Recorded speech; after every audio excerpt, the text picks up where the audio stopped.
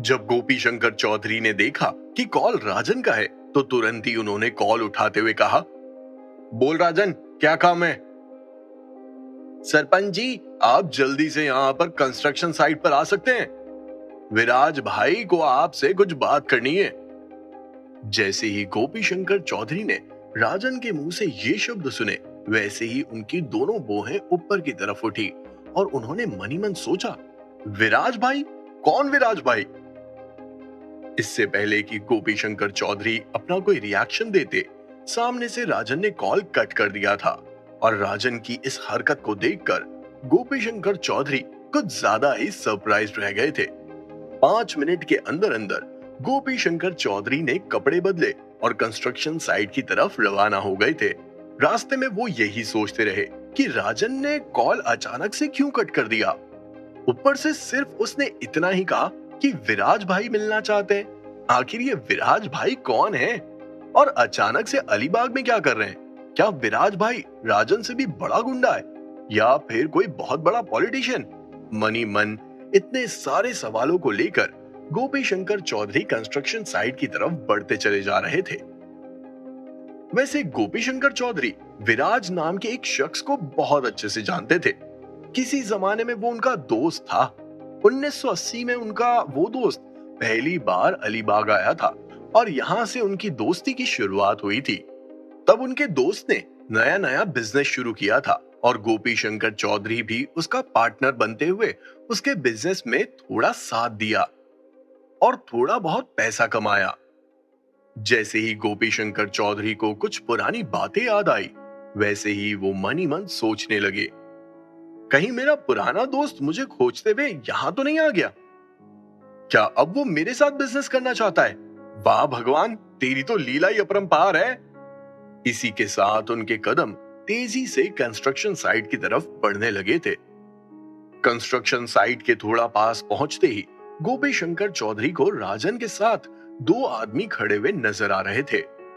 हालांकि जैसे जैसे सरपंच साहब के कदम कंस्ट्रक्शन साइट के करीब बढ़ रहे थे, वैसे वैसे सरपंच साहब और भी ज्यादा कंफ्यूज्ड हो रहे थे।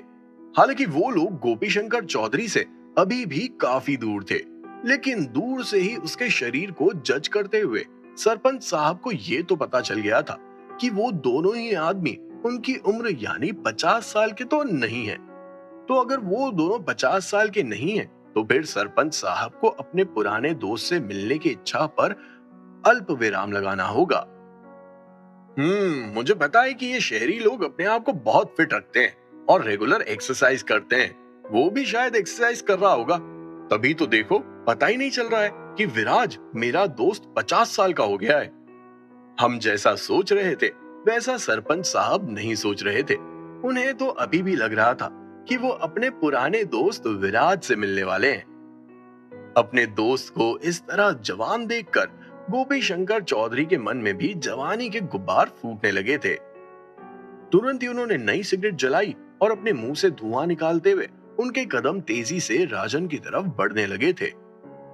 जैसे ही गोपी शंकर चौधरी राजन के करीब पहुंचे, वैसे ही उनकी नजर विराज पर अड़ गई थी। तुरंत ही उन्होंने विराज की तरफ इशारा करते हुए अपना मुंह खोलते हुए कहा, तुम तो। इससे पहले कि सरपंच साहब आगे कुछ बोल पाते, तुरंत ही विराज ने उन्हें बीच में टोकते हुए कहा, मैं विराज जिंदल। सरपंच साहब, आप मुझे नहीं जानते, मैं विराज हूं, विराज। गोपी शंकर चौधरी के स्टुपेफाइड एक्सप्रेशंस देखकर तुरंत ही विराज ने अपना इंट्रोडक्शन दिया। विराज जिंदल, ये नाम सुनते ही गोपी शंकर चौधरी चौंक गए थे और मनी मन सोचने लगे थे। जैसे ही उन्हें विराज के बारे में कुछ याद आया, तुरंत ही उन्होंने अपना मुंह खोलते हुए कहा, तू तो वही है ना जिसे सुब्बू काका और सुषमा काकी ने कचरे से उठाया था? जैसे ही विराज ने गोपी शंकर चौधरी के मुंह से निकले शब्द सुने, वैसे ही उसने अपनी गर्दन हिलाई और इसी के साथ सरपंच साहब के सारे सपने चकनाचूर हो गए थे। गोपी शंकर चौधरी ने सोचा था कि इतने सालों बाद वो अपने दोस्त से मिलेंगे, अच्छा खाना खाएंगे, मिलकर दारू पिएंगे, गोपियों के मजे लेंगे और एक नए बिजनेस की बात करेंगे। लेकिन यहाँ तो सरपंच साहब की मुलाकात एक कचरे से हुई। और उस कचरे ने गोपी शंकर चौधरी को यहां बुलाया। ये सोचकर ही सरपंच साहब का खून खौल उठा था। तुरंत ही उन्होंने कड़क आवाज में कहा, तू यहां क्या कर रहा है? इसी के साथ गोपी शंकर चौधरी को पूरी तरह से एहसास हो गया कि ये विराज वो विराज नहीं है जिसके बारे में उन्होंने सोचा था। मन ही मन सरपंच साहब अपने आप को कोसने लगे थे। ये कुत्ता, ये कचरे की औलाद यहां क्या कर रही है और इससे मुझे क्या काम है? खैर जो भी है, आज का दिन मनहूस लग रहा है। सरपंच साहब, आपको तो पता ही है कि मुझे बचपन में दो लोगों ने पाला है, सुब्बू अंकल और सुषमा आंटी। सुब्बू अंकल की मौत तो कई साल पहले हो गई, लेकिन सुषमा आंटी वो अभी भी जिंदा है और अपने घर रहने आई हैं। जैसे ही विराज के मुंह से ये शब्द बाहर आए, वैसे ही चौंकते हुए गोपी शंकर चौधरी ने कहा, वो तुम्हें मिल गई? सरपंच साहब पूरी तरह से सरप्राइज्ड थे।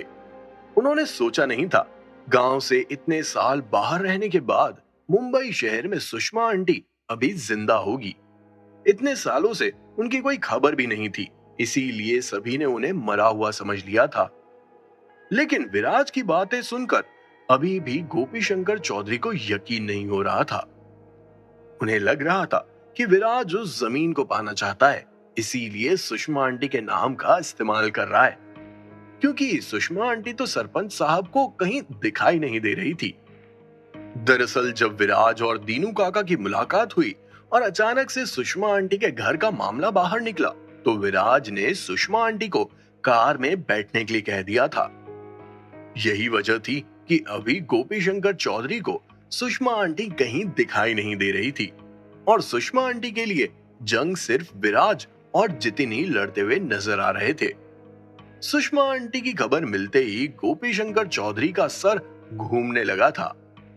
अभी थोड़ी देर पहले उनकी बीवी ने इस बात का जिक्र किया था और उनकी बीवी के मुंह से निकले शब्द एकदम सच साबित हो रहे थे।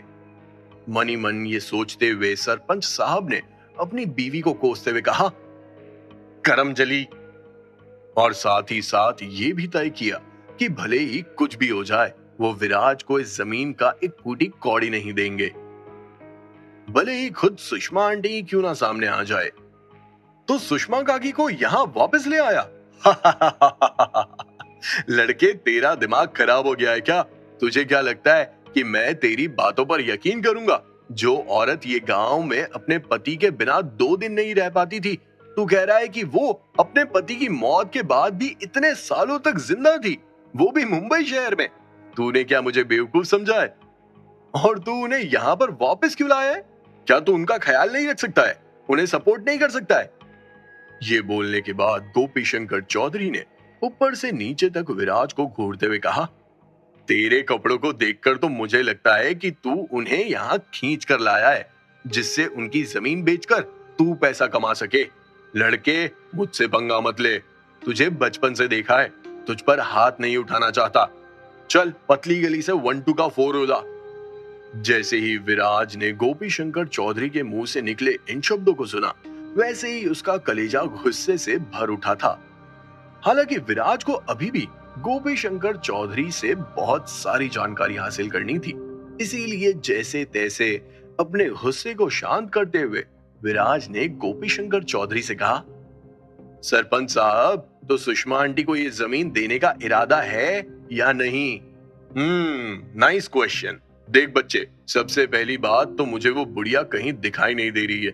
दूसरी बात, चल मान लिया कि वो बुढ़िया जिंदा है, लेकिन इतने सालों तक वो कहां थी? वो यहाँ आई क्यों नहीं? सरकार ने उसके यहाँ आने का बहुत इंतजार किया, लेकिन जब वो नहीं आई तो ये जमीन अब मेरी हो गई। मुझसे जमीन छीनने के बारे में सोचना भी मत, और अगर छीन सकता है तो छीन के दिखा। चौधरी के खानदान में तेरा नाम शामिल कर दूंगा। ये बोलते हुए गोपी शंकर चौधरी ने अपनी सिगरेट का आखिरी दम मारा और उसे नजाकत से फेंकते हुए वहां से जाने लगे थे। विराज भाई, वो जा रहा है, क्या हमें उसे पकड़ना नहीं चाहिए? गोपी शंकर चौधरी के एटीट्यूड को देखकर जितिन से रहा नहीं गया और तुरंत ही उसने विराज से सरपंच साहब को पकड़ने की पेशकश कर डाली थी। लेकिन विराज ने तुरंत ही अपना हाथ ऊपर की तरफ उठाते हुए कहा, उसकी कोई जरूरत नहीं है। तो क्या हम उन्हें ऐसे ही जाने देंगे? विराज भाई, उसने जिस तरह से बात की, क्या आपको लगता है कि वो सुषमा आंटी की ये जमीन उन्हें लौटाएगा? जितिन के चेहरे पर गुस्से वाला लुक देखकर विराज ने मुस्कुराते हुए कहा, उसे जाने देंगे? तुम्हें लगता है कि ये पॉसिबल है? जितिन, तुम्हें पता है ना कि पैसों में कितनी ताकत होती है और पैसा क्या क्या कमाल कर सकता है। पता है, जितिन ने विराज को घूरते हुए कहा। तो इसका मतलब हम सरपंच को पैसा देकर सुषमा आंटी की जमीन लेंगे? Of course not. हम उसे पैसा क्यों देंगे? वो हमारे पैसों के लायक कहां है? जैसे ही विराज के मुंह से ये शब्द बाहर आए, वैसे ही जितिन ने कंफ्यूज्ड होते हुए कहा, तो फिर? जितिन को कुछ भी समझ में नहीं आ रहा था। आखिर विराज करने क्या वाला था? और विराज भी मामले को जल्दी से खत्म करने वालों में से नहीं था। मुस्कुराते हुए विराज ने जितिन से कहा, इतनी भी क्या जल्दी है? चलो थोड़ा अलीबाग घूमते हैं। बहुत सालों बाद मैं यहाँ आया हूँ। इसकी खूबसूरती को जमकर देखना चाहता हूँ। 10 मिनट बाद विराज और जितिन अलीबाग की सबसे लंबी माउंटेन स्लोप पर पहुंच गए थे। चूंकि अलीबाग चारों तरफ से पहाड़ों से घिरा हुआ था, इसीलिए केवल एक ही माउंटेन स्लोप थी। उस माउंटेन स्लोप से नीचे की ओर देखते हुए विराज को महसूस हुआ कि वो स्वर्ग के रास्ते को ऊपर से नीचे तक देख रहा है। उस माउंटेन स्लोप के पास वाले पहाड़ के नीचे एक मैन मेड झील थी, जिसका नाम मोती झील था। इस जगह की खूबसूरती को अपनी आंखों में बसाते हुए विराज ने जितिन से कहा, जितिन, इस जगह के बारे में तुम्हारा क्या ख्याल है? इसी के साथ विराज ने जितिन को मोती झील की तरफ इशारा किया। बहुत ही खूबसूरत है विराज भाई। क्या ये वही जगह है जहां बचपन में आप रहे हो? जब सुषमा आंटी ने विराज से जिद की कि उन्हें अलीबाग वापस जाना है, तो विराज के दिमाग में एक आइडिया आया था। सबसे पहले तो विराज इस गांव को पूरी तरह से बदलना चाहता था, जिससे सुषमा आंटी इस गांव में रहकर अपना अच्छा जीवन बिता सके। साथ ही साथ विराज इस गांव के ग्रैटिट्यूड को रीपे करना चाहता था, क्योंकि विराज का बचपन इसी गांव में निकला था। भले ही कुछ समय के लिए ही सही, लेकिन जितना भी समय निकला, विराज पे बैक करना चाहता था। हालांकि इस गांव में लोगों को कचरा उठाता देखकर विराज ने मुंबई में कचरा उठाना शुरू किया था। जो विराज ने इस गांव से सीखा, मुंबई में उसे दुख और दर्द के अलावा कुछ भी नहीं मिला। लेकिन 2 वक्त की रोटी जो उसे मिली, उसी का कर्ज चुकाने के लिए विराज आज इस गांव में आया था। अलीबाग 2 हिस्से में बटा हुआ था। एक पूरी तरह से टूरिस्ट अट्रैक्शन था और दूसरी तरफ इस अलीबाग की असली खूबसूरती थी, जो अभी भी विराज और जितिन अपनी आंखों से देख रहे थे। विराज अभी भी तय नहीं कर पा रहा था कि वो इस जगह का बेहतर तरीके से इस्तेमाल कैसे कर सकता है।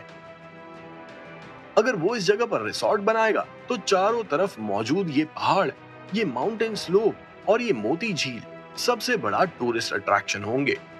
लेकिन उसे और भी ज्यादा अट्रैक्टिव कैसे बनाया जाए, विराज इसी सोच में डूबा हुआ था। विराज भाई, वो क्या है? उसी वक्त जितिन ने थोड़ी ही दूर पर मौजूद एक लाल चीज की तरफ इशारा करते हुए विराज से कहा, ओ वाइल्ड फ्रूट, बचपन में हम इसे बहुत खाते थे। जैसे ही जितिन ने विराज के मुंह से ये सुना, वैसे ही भागते हुए जितिन उस जगह पर पहुंच गया था। तुरंत ही जितिन ने अपने हाथ से एक लाल वाइल्ड फ्रूट को तोड़ा और उसे टेस्ट करते हुए बोला, विराज भाई, यू आर ब्लेस्ड। मुझे लगता है कि ये वाइल्ड फ्रूट मार्केट में बिकने वाले हर एक फ्रूट से 100 गुना ज्यादा अच्छा है। अगर हम इन्हें बेचेंगे, एक्सपोर्ट करेंगे, तो हमें इनकी अच्छी कीमत मिलेगी। अलीबाग आने का विराज का असली मकसद क्या था? क्या वो सुषमा आंटी की जिंदगी को वाकई बेहतर बनाना चाहता था, या फिर अपनी जेब भरना चाहता था? क्या विराज गोपी शंकर चौधरी से लड़ पड़ेगा? क्या विराज सुषमा आंटी को उनकी जमीन दिला पाएगा? क्या विराज अलीबाग में रिसोर्ट खोलेगा, या फिर इस वाइल्ड फ्रूट का नया बिजनेस करेगा? जानने के लिए सुनिए cash on my mind, only on pocket FM.